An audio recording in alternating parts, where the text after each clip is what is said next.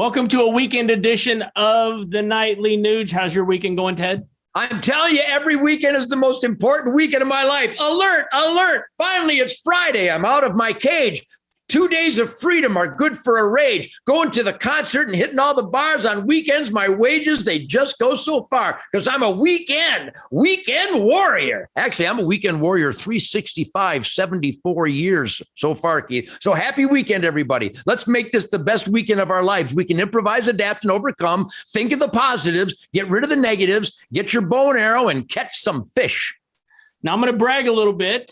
This past week, I spent some time with my son, Zach, and my daughter, Anna, down in Florida, turkey hunting. So I'm going to show you a few pictures of our family success. And you know what? You're the one that gave me the advice this year. You say, I'm spending so much time with Hunter Nation trying to protect the hunting lifestyle and our hunting heritage to actually start getting out and doing some more hunting like I used to. And proof's in the pudding. It was a heck of a week. Yeah, congratulations to you. You're a great dad and you got great sons and daughters. You prioritize, aim small, miss small. But let's celebrate that in North America in 2022, there are more turkeys in the United States of America in 2022 than ever in recorded history. The Osceola turkey that is unique to Florida, that's a specific species, that is thriving. It's at an all-time high. The Rio Grande in Southwest U.S. going up into Kansas. There's some in South Dakota. But the Rio Grande, the Merriams, and the Eastern are at all-time highest population levels. And it's because hunters spend gazillions of dollars making sure that wildlife habitat is perfected. And a big salute to the National Wild Turkey Federation and all those turkey hunters. We buy our supplies, we buy licenses and permits and fees. We buy sporting goods and ammo and guns and camouflage. We buy turkey calls. We go to restaurants. We buy groceries and ice and beer. We hire guides. We travel. We buy fuel. We go to hotels, and the money we spend. I would venture to say, Keith, this isn't a scientific conclusion, but it's a hands-on, boots on the ground conclusion.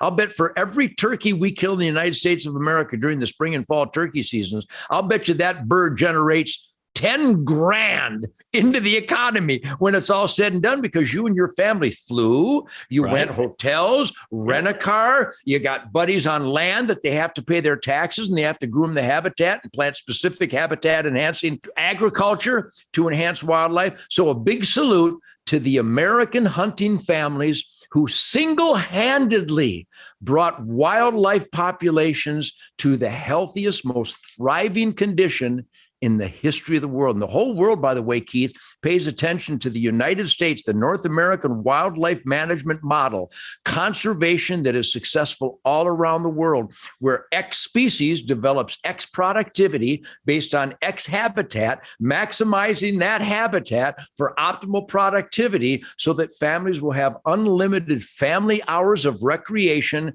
generating gazillions of dollars into the economy while showing the ultimate reverence for that turkey, that deer, that antelope, that bear, that cougar, that duck, that goose, quail, woodcock, grouse, dove. So happy turkey season to everybody. We lovingly refer to them as the mighty thunder chicken, and they're delicious. Yes, they are. And you know what, Ted, as we've just now rolled into April, I want to congratulate you on being named the first ever ambassador of the month for Hunter Nation. You're the national spokesperson, and you were named the first ever ambassador of the month.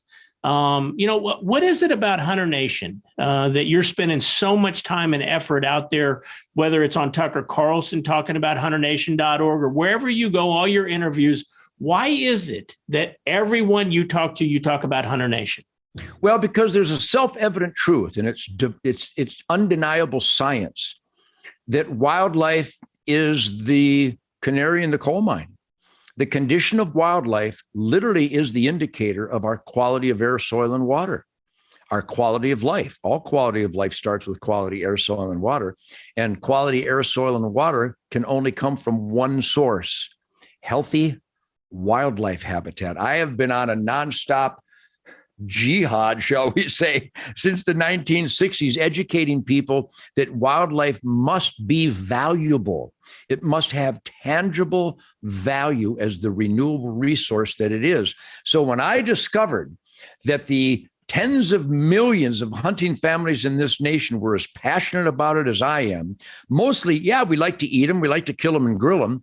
We like to know they're there, but we also like to know that we are doing a responsible resource stewardship program to make sure that wildlife is optimally healthy.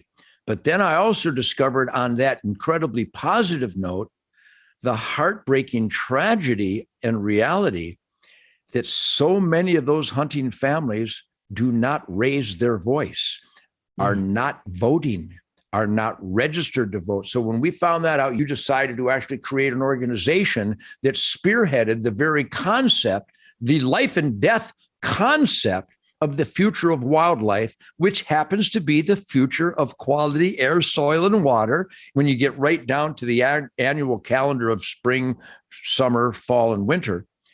And Hunter Nation was born as the tip of the spear to get we already had an army of conservationists, but they weren't an army of votes. So Hunter Nation is about, if you believe in God, family, country, the hunting lifestyle, resource stewardship, boots on the ground, environmental monitoring, and activism, if you really believe that as a hunter, fisherman, and trapper, you have a responsibility to promote, never defend. I've never defended hunting. It's so perfect. It needs no defending. But in a world of political correctness and dishonesty run amok in academia and the media and government, we need to promote it and celebrate it. And now under the banner of Hunter Nation, and I hope everybody joins me at hunternation.org, hunternation.org.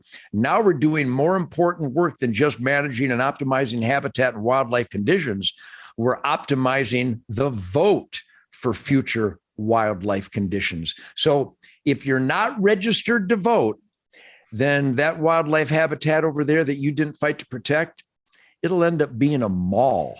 Well, you have a great rest of your weekend. And if all these folks come back again next week, we'll take on some more current event topics because God only knows what's going to happen next week right here on another edition of the Nightly Nooch. Have a great weekend, Ted. Happy hunting, everybody. Catch some fish.